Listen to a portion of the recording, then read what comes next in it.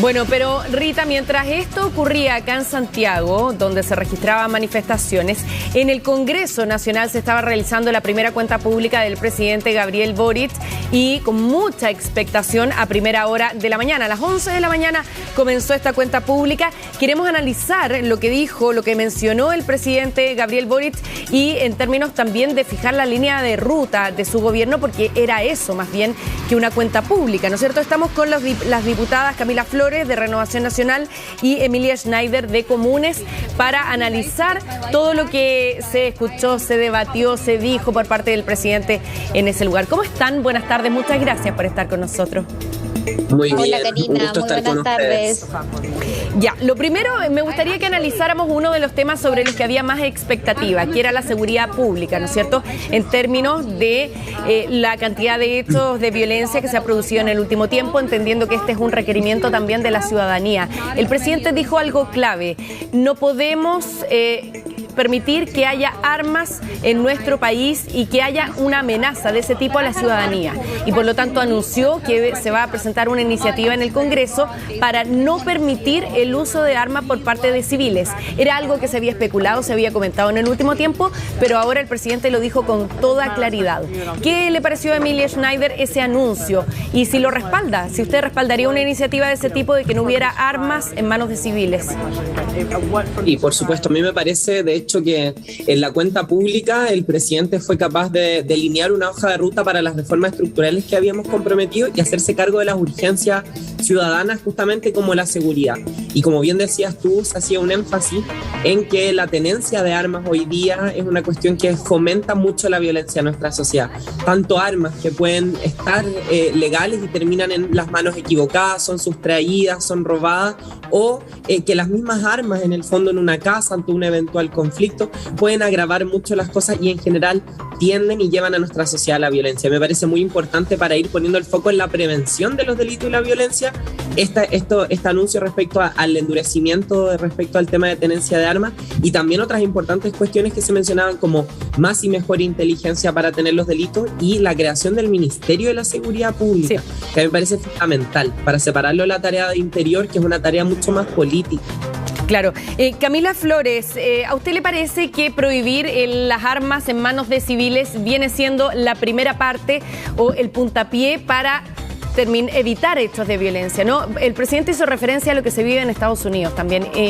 No lo mencionó con todas las palabras, pero aludió directamente. Ya hemos visto hechos que se han producido en otros países. Acá, por favor, no permitamos que eso le pase a Chile. ¿Usted estaría a favor de que se prohíban las armas en manos de civiles?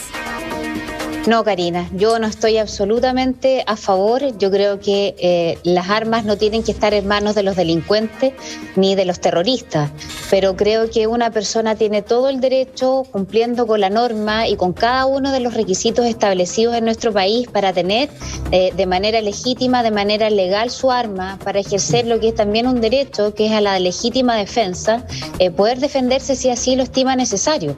El problema está en el mercado negro, en las armas hechizas, en los delincuentes, en el crimen organizado, en el terrorismo que se vive en el sur, terrorismo que ni siquiera son armas comunes, son armas de guerra con las que están atacando a los vecinos del sur de nuestro país.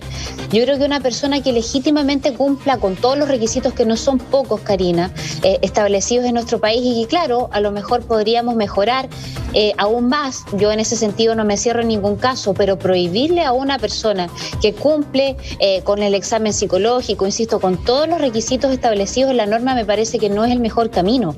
Acá lo que nosotros tenemos que avanzar es en cómo vamos desarmando y eliminando precisamente este mercado negro, este mercado de armas hechizas, y sobre todo preguntarnos cómo es posible que el terrorismo de la macrozona tenga armas de guerra. Lo decía, no lo digo yo, lo decía el fiscal regional, ¿cierto?, a propósito del asesinato a mano de los terroristas la semana pasada de don Segundo Catril, que la utilización de este armamento por parte de estas guerrillas, ¿sí?, son precisamente de grueso calibre.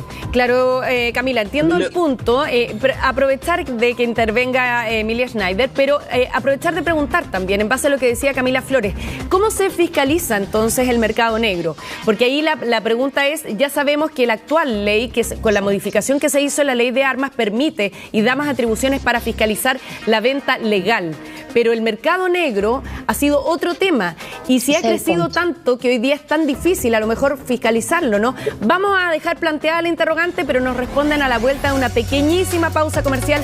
Vamos y volvemos de inmediato. Espérennos. Estamos conversando a esta hora con las diputadas Camila Flores de Renovación Nacional y Emilia Schneider de Comunes respecto de la alocución del presidente Gabriel Boric, su primera cuenta pública, donde el tema de la seguridad fue un tema central. Era que se esperaba mucho, ¿no es cierto?, que hablara de este tema. Y lo que planteábamos recién antes de ir a comerciales es cómo se puede fiscalizar el llamado mercado negro de las armas, desde donde hoy día provienen muchas de las armas que tienen los delincuentes, ¿no, Emilia Schneider? Que era eso lo que planteaba Camila Flores. Ahí es donde quiero hacer efectivamente un punto retomando lo que conversábamos anteriormente. Primero, muchas armas legales registradas por ser sustraídas o por distintos motivos terminan en el mercado negro. Una cifra importante. Además están las armas hechizas, armas que se tienen por parte de grupos radicalizados, como decía la diputada Flores, que yo también creo que hay que perseguirlo.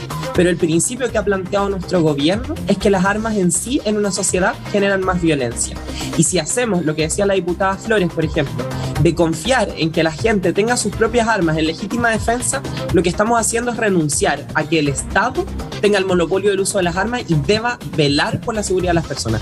Yo creo que aquí lo que hay que hacer justamente es parte de lo que decía también el presidente, fortalecer la institucionalidad en materia de seguridad, en particular en inteligencia, para perseguir no solamente los síntomas de lo que vemos, es decir, la manifestación del delito, sino todo lo que hay detrás, las organizaciones criminales, perseguir desde dónde vienen los dineros que se mueven en el mercado negro y buscar y requisar esas armas ilegales. Pero hoy día yo creo que también, si queremos ser una sociedad menos violenta, tenemos que asumir que las armas generan más violencia. Y eso es así. O sea, hay cifras que incluso hay de organismos internacionales como la UNESCO, etcétera, de que el hecho de tener armas en un hogar pone en riesgo a las personas, genera violencia en las casas. Entonces, no solamente las armas son algo malo porque terminan en las manos equivocadas, en manos de delincuentes, en manos de quienes quieren cometer actos delictuales o de violencia, sino que en general a mí me parece que son una respuesta violenta a los problemas que tenemos como sociedad. Camila por algo Flores, existe el Estado, sí. Por algo existen los estados y tenemos el deber de velar por la seguridad.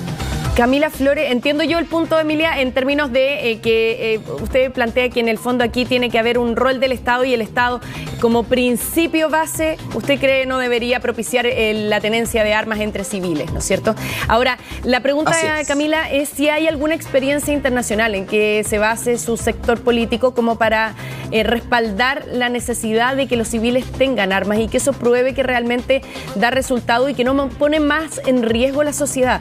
Se lo pregunto porque en Estados Unidos, por ejemplo, sabemos que hay distintos estados. Hay estados donde está prohibido y hay estados donde es posible tener armas. Pero se producen situaciones bien extremas donde se puede comprar armas. Veíamos que, por ejemplo, el protagonista del último tiroteo tiene 18 años. Salió del colegio, cumplió la mayoría de edad, fue a una tienda y compró armas y no le pusieron ninguna restricción. Entonces, ¿hay alguna Pero eso no pasa en Chile, Karina. Claro, no. Eso no pasa en Chile, es que por ahora no ocurre en Chile. Por eso partí preguntando si hay alguna experiencia internacional donde el uso de armas en la población sea realmente exitoso, porque siento yo que también es un tema que se sale un poco de control, ¿no? Mira, primero, evidentemente, yo creo que nadie esperaría que civiles tengan que armarse para defenderse. Yo parto también de esa base de que efectivamente uno esperaría que sea el Estado, ¿cierto? El Estado de Derecho el que funcione y por lo tanto que tengamos a nuestras policías quienes sean los que resguarden a los ciudadanos de los delincuentes, del terrorismo y de tantas situaciones del crimen organizado, el narcotráfico que estamos viviendo en Chile. Pero desgraciadamente estamos viendo cómo eso ha fallado en nuestro país. O sea, ¿cómo se va a defender una persona a la que le llegan a matar a su familia en la Araucanía, por ejemplo? Que llegan con armas de guerra, ¿le tienen que tirar una piedra para poder defenderse? Evidentemente nadie esperaría que esas personas se tengan que defender por sí mismas, sino que efectivamente existe un resguardo, pero digamos las cosas como son. En una porción de nuestro país, a lo menos en parte de 2 regiones, existe un Estado fallido, y eso está ocurriendo en la macrozona sur. Entonces, ¿cómo tú le haces frente cuando el presidente, claro, dice tenemos que avanzar en el proyecto de ley de inteligencia, efectivamente que dejó incorporado el gobierno anterior, y dice que la urgencia la va a poner en el mes de septiembre? Eso debió haber sido una de las prioridades legislativas del gobierno desde el primer 11 de marzo que asumieron, y no esperar para incorporar una indicación a la Comisión de Defensa, que además yo integro y me va a tocar, por lo demás, discutir personalmente ese proyecto, pero no lo deja para septiembre. Si nosotros el proyecto de ley de inteligencia, Karina, lleva casi 3 años en la Comisión de Defensa, esperando avanzar muchos años, insisto, casi 3 años, y ahora se dice que en septiembre se va a incorporar la indicación. Si eso era para ayer. Usted esperaba, de hecho, toquemos ese tema, Camila, aprovechemos que usted lo planteó también. ¿Usted esperaba que la ley de inteligencia tuviera urgencia inmediata en este momento, que se anunciara eso? Sí, mira, y no solo yo en esto quiero ser súper clara en que en la Comisión de Defensa, de manera transversal, Karina, todos los partidos políticos de izquierda y derecha que estamos representados ahí a través de los parlamentarios, hace mucho tiempo que le estábamos solicitando al Ejecutivo poder avanzar en la ley de inteligencia. Lo venimos pidiendo desde la primera sesión que nosotros partimos en este periodo legislativo, porque te insisto, van casi 3 años que está radicado en esa comisión y no ha avanzado. Y no puede seguir esperando este proyecto, insisto, menos para el mes de septiembre, si eso es urgente. Entonces, ahí tú ves una contradicción, bueno, dentro de otras también. O sea, el presidente hoy día, por ejemplo, habló del proyecto de ley, ¿cierto?, para grabar, tipificar el robo de madera, que él cuando en su minuto fue parlamentario lo votó en contra, y ahora lo menciona, ¿cierto?, como una de las iniciativas legislativas que el Ejecutivo pretende avanzar. Me parece bien, qué bueno que hayan cambiado de opinión y que a lo mejor hoy día crea que fue un error no haber apoyado esa iniciativa en su minuto, pero ya debió haber sido ley de la República, igual que el proyecto de ley de inteligencia, el que facilita la investigación del crimen organizado y el narcotráfico, el estatuto de las policías y tantos otros proyectos en materia de seguridad, Karina.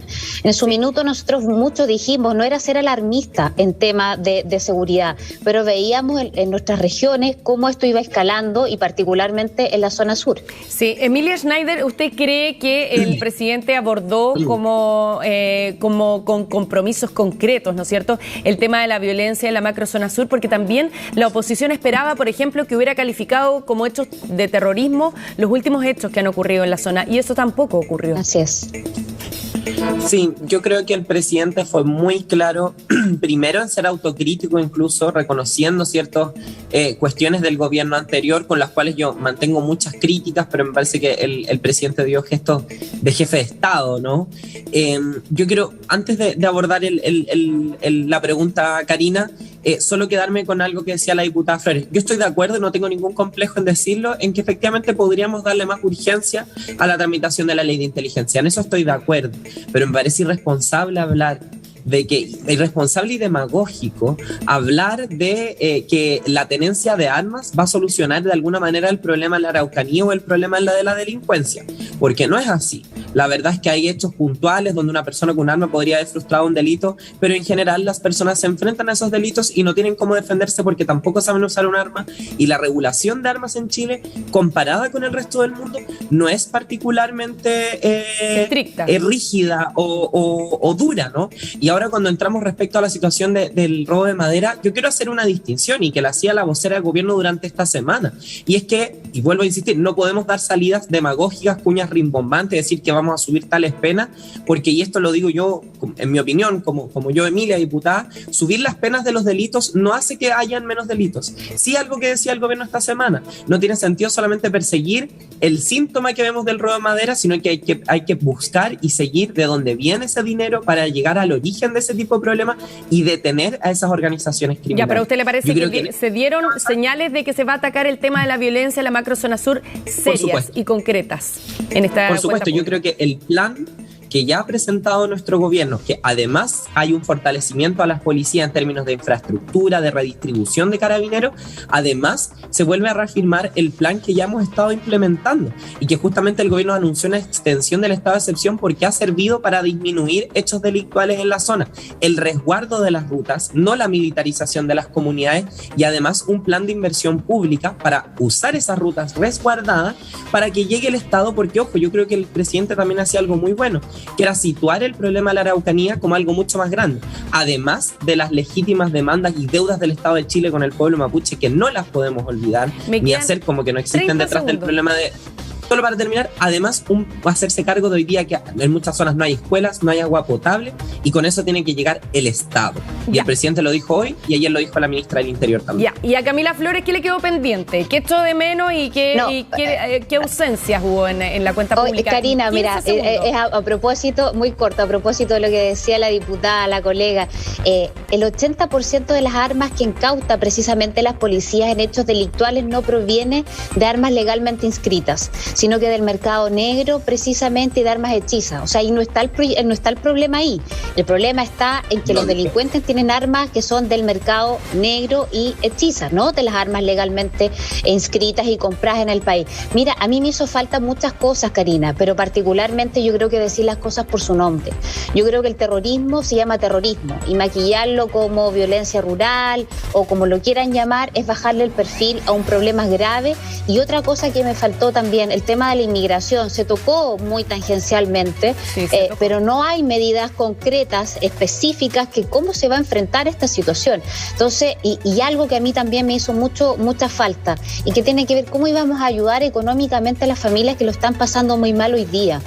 Se han hecho algunos esfuerzos, particularmente con el caso, ¿cierto?, de la parafina, por ejemplo, que yo creo que es muy positivo, pero creo que falta mucho más. Hay realmente necesidad en el país, el costo de la vida es muy alto, carísimo, y por lo tanto ahí yo creo que faltó también un impulso más económico, no de estas cosas, digamos, puntuales, sino de haber entregado alguna ayuda directa, aunque sea más acotada. Perdón. Lo siento, me encantaría seguir conversando con ustedes dos, pero se me va el tiempo. Mira, la cifra que dio la diputada Flores sobre las armas viene, si es que no me equivoco, la Asociación de Armerías de Chile, me permito dudar de ella, e incluso si fuera, hay un 20% de armas, solo para terminar, esto es una muestra de armas que va a generar en el Congreso la propuesta del presidente Gabriel Boric en términos de las armas en manos de civiles. Sabemos que esto va a generar polémica y aquí está la muestra, así que muchas gracias por estar con nosotros esta tarde aquí en Contigo en Directo. Gracias a ustedes. Un abrazo, muchas gracias. Buenas tardes. Vamos a hacer una pequeña pausa comercial hasta ahora. Regresamos de inmediato para seguir conversando aquí en Contigo en